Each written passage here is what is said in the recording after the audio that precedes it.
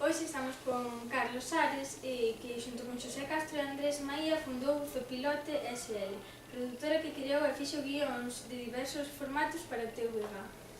Series televisivas de ficción como Marías Vivas, telecomedias como Pepe o Inglés, concursos de humor como O Rei da Comedia ou programas baseados en sketches como El Galicia. Carlos Ares ten escrito para numerosas series como As leis de Calabella, Terras de Miranda, Libro de Familia. Foi coprodutor executivo dos documentais Selección Galega 70 anos despois, Labregos do Mar ou Bogando. É un dos creadores, guionistas, directores e produtores executivos da serie Era Visto, Premio Mestre Mateo á mellor serie nos anos 2013 e 2014. De 2007 a 2009 colaborou no programa da Radio Galega Máis Berberechos e tamén traballou neste medio no programa Somos Quen. Entre os anos 2011 ao 2015 foi presidente da Asociación Galega de Guionistas e dende 2015 é presidente da Academia Galega de Audiovisuais. O último traballo para TVG no que participa Carlos Ares coidamos que é a serie Os Mariachis. Pues que resulta bo, realmente é así, sí. Ti definiste como un bo lector. Que tipo de literatura te gusta máis? Que boa pregunta. Sí que son bo lector. Creo que desde moi novo xa, desde menos, que terminei a lectura, e creo que algo que influe no meu traballo. Son guionista, pois en parte gracias a todas as películas que vin cando era novo, todas as películas que vin cando era menos novo, e a todas as novelas que lin, a literatura que lin cando era novo. Os mellores escritores para min, moitísimos. Vou falar de Hemingway, seguramente ao principio da charla, un escritor que me gusta moito, pero os que máis me gustan seguramente sean estes escritores británicos, estadounidenses de aventuras. Jack London, Robert Louis Stevenson, para min a mellor novela de sempre é A Illa do Tesouro, unha novela maravillosa, unha novela de aventuras, e pode que sí que sean moitos autores como London, Stevenson, Conrad Curioso, un escritor polaco que escribía en inglés, pero nada, sí, as novelas de aventuras, gustan moitísimo. Cal foi o último libro que liches? O último libro que li, o último libro que estou lendo, o libro de Nick Hornby, que se chama Por unha chica. Un guionista británico, tamén é guionista, e un escritor británico moi interesante, un pouco máis bello que a min, pero en parte é moi aficionado ao fútbol tamén, ten un libro moi bonito que se chama Firma nas gradas, sobre o Arsenal, o equipo este de Londres, e ten libros moi chulos, e moitas pelis están adaptadas de sobre novelas súas, o libro que estou lendo. Xunto a outro libro de Camilleri, un escritor de novelas policíacas italiano, que ambienta as súas novelas en Sicilia.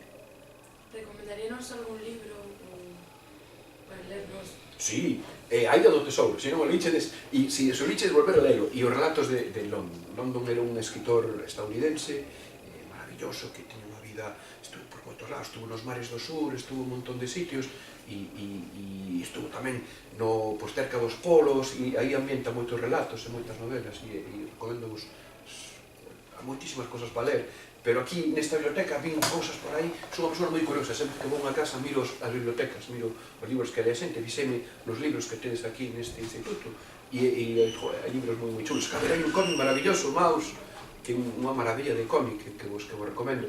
Hai moita cosa, pero diremos London, Stevenson, todos esos escritores, son os fenómenos. Acabas de dicir que eres un amante do cine e da televisión tamén. Sí. Cales son as túas películas favoritas? A miña película favorita, teño moitas películas favoritas, eu son dunha xeración que vos parecerá curioso, pero o cine viese no prime time, no que ahora se ven concursos, se ven tal, vi as películas, vi todo cine clásico, se vía, o que había, e disfrutamos, todo Hitchcock, todo John Ford. A miña película preferida é unha película moi curiosa, unha película de un western, unha película de vaqueros que se chama Centauro do Desierto, The Searchers en inglés. E eu non sei por que unha película teño unha fixación con ela, porque é unha peli maravillosa. É unha historia, sí, ambientada no western, unha historia con indios, con vaqueros, unha peli maravillosa. E hai outra peli que me encanta, que é Matar a un ruiseñor, que é unha novela tamén preciosa de Harper Lee, que en Estados Unidos é obligatoria lela nos institutos e nos colexios. Harper Lee morreu, creo que hai 3 ou 4 anos, e é un libro precioso, e hai unha película maravillosa que Matar a un ruiseñor que recomendo vos tamén, como maravilla. Creo que esas deben ser 2 películas que máis veces vi. Que directores ou directoras nos recomendas? Pero vou recomendar clásicos, estos xente que morreu moitísimos anos, pero recomendo vos que vexades pelis de John Ford, de Hitchcock, de John Huston.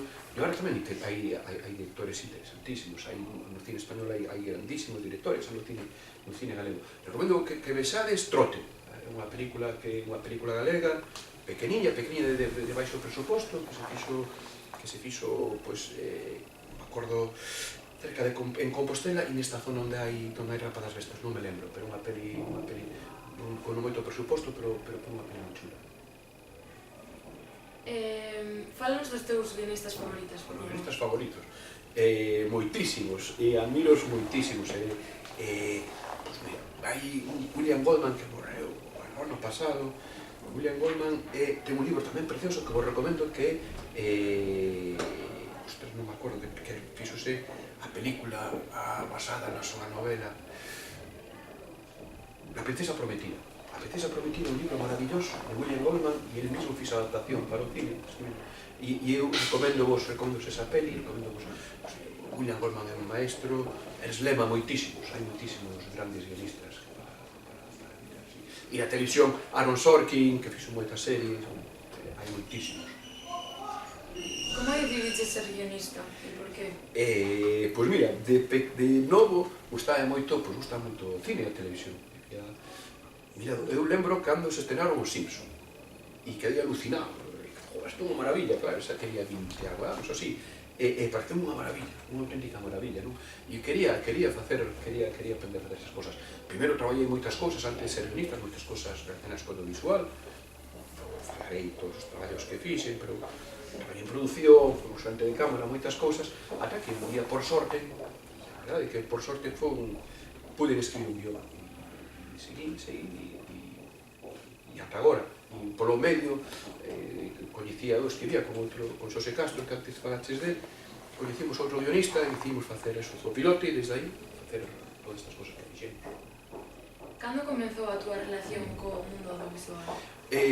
Pois, sabes, antes, claro, había unha televisión dúas, había a primeira e a segunda, e o canal, o mando a distancia éramos os pequenos, e cambiabas, porque hai que cambiar co dedo, e ali o que se vían eran as películas, a mitad dos días eran películas o que vías, na primeira e na segunda canal, era o que había, era o que botaba a televisión. Entón, todo ese cine clásico, a miña xeración accedeu a él, pois vendo na tele.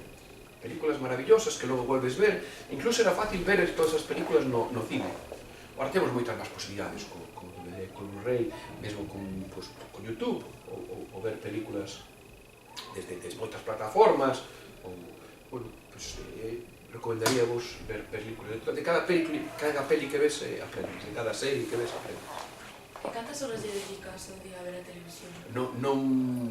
Ver a televisión, cada vez vemos televisión dun xeito diferente. Eu coñezo xente que di, eu non vejo a televisión, e logo ven desde o ordenador, e ver televisión igual, para hai plataformas pensadas para iso. Supoño que, claro, é un traballo, e disfruto vendo películas, que no fondo é televisión ou series, pero bueno, supoño que unha hora e pico, dúas. Tamén tempo a lectura, estar con as miñas fillas, a facer deporte, a pasear, hai que dedicarlle tempo a todo. Cantas mulleres existen no audiovisual galego? Moitas menos das que debería, eso é verdade. Moitísimas menos das que debería. O ano pasado, curiosamente, había moitas finalistas directoras mulleres, creo que eran a mitade, e este ano por aí, e montadoras, creo que a maioría, pero ainda así a proporción de mulleres premiadas nos premios Mestre Mateo, os premios do noso audiovisual, é inferior a de homes. Me refiro a cargos como directora de fotografía, que levamos 2 anos seguidos ganando unha muller, pero a proporción é terrible diferente con respecto aos homes.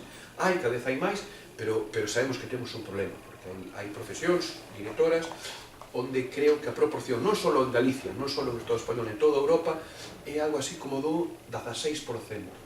Hai 2 anos, o ano pasado baixou o 12% menos. Só o 12% das películas foron dirixidas por mulleres. Aparte, películas con menor presuposto que dirixidas por homes. E non é algo só de Galicia, non é algo do Estado español, é algo que pasa en todo o mundo. Entonces, e hai profesións, compositoras musicais, que a proporción é moito mellor. Imaginadvos un mundo no que as profesoras só foron o 12%, ou as médicas, ou as abogadas, ou as diputadas, ou as concelleiras, diríamos que temos un gran problema. Entonces sí que temos un gran problema, que hai que ir corrixindo, hai que facer políticas reais de igualdade, e temos que lutar entre todos e todos, tamén desde o noso traballo, non procurar non facer contidos sexistas, non facer contidos sexistas, e ir traballando na igualdade real, e o mundo será mellor. Vou falar seguramente logo dunha pioneira, unha gran descoñecida, unha pioneira do cine mundial, unha grandísima descoñecida, e que é fundamental na historia do cine e que non a coñece ninguén. Acabas de nombrar os premios Mestre Mateo. Como é a súa organización? É un lío terrible. Son o presidente da Academia Galega de Audiovisual, que somos os que organizamos os premios, e procuro ter o menos que ver posible cos premios, porque son un traballo de moitos meses antes e moitos meses despois. Pois mira, este ano foron o día 3 de marzo, se non me equivoco, o 2 de marzo, primeiro sábado de marzo, non sei se 2 ou 3. Xa estamos preparando o ano que ven, xa están pechando a data o ano que ven, primer sábado de marzo do ano que ven, pero claro, hai que pechar esa data, e xa pronto se buscará un equipo, eu deixo de ser presidente un mes e medio, pero xa hai un equipo traballando na gala do ano que ven, buscando quen pode facela, quen pode dirigila, quen pode presentar. Hai que ir, entón, claro, é un traballo de moitísimos meses antes, traballo de editar, de ver quen a presenta, e logo é un proceso tamén de meses, isto de presentar obras, hai un proceso de apelación, é un proceso moi bonito, pero sí, son meses de traballo. Sabemos que te apaixou o teu traballo, por que? Pois porque teño sorte de traballar nalgo que me gusta moito. Son unha persoa moi afortunada. E logo traballo con dous amigos, os meus socios, vamos 22 anos sendo socios, son os meus amigos, son meus mestres, son como irmáns, é así, non? Entón son afortunado, traballo no que me gusta, claro. Escribo guións, claro, pola tarde non chego a casa, primeiro, gracias a escribir guións vou falarvos ahora do meu traballo, e iso é bonito. E logo pola tarde chegar e escribir un guión, procurar, e algo bonito. Temos un traballo moi bonito, inventar historias. A miña filla maior, cando era pequena, decía os amigos, papá inventa historias, de verdad, inventa historias, decía, todos alucinados, sí, no, papá inventa historias. E de feito, as miñas fillas, a maior contaba e a pequena contoles, inventolles contos, para contarles, dicía eso, papá inventa historias, é verdad, é moi traballo, inventar historias. Que te proporciona o teu traballo? Por moita satisfacción, cando ves que a xente lle gusta o que faz, pois é moi bonito. Mira, unha vez, unha historia un pouco triste, creo, pero bueno, un pai, un amigo meu, estábamos con él no velorio, e díxome, joder, teño que agradecerte que gracias a ti, pois rí, a que te refires, estaba vendo un episodio dunha serie que fixen en Galicia, e nos momentos duros, pois río. Entonces, eu creo que iso fixen algo bonito, non? Fixen que un momento duro, alguén sorrira. Sorrir é bonito, casi todo o que fixen é comedia, é unha maravilla. Dicía Charles Chaplin, que falarei logo sobre ele tamén, que eu creo que Charles Chaplin é a figura cultural ou artística máis importante do século XX para mí, incluído Picasso, incluído quen queirades, un grandísimo xenio do cine, era director, actor, productor, mesmo componía a música, entonces dicía que un día sin risa, un día perdido. E hai que di tamén que un día sin ler, un día perdido, entonces riamos e leamos moito e que os días se san bons. Bueno, por suposto, queremos daros moitas grazas por estar aquí a pasarnos falando, contándonos Nada, moitas grazas a vos. a tua opinión, a que ti pensas. Estamos moi agradecidos. Nada, moitas grazas a vos. Foi unha gran entrevista, é verdade que sí. Foi moi variada, moi chula. Moitas grazas.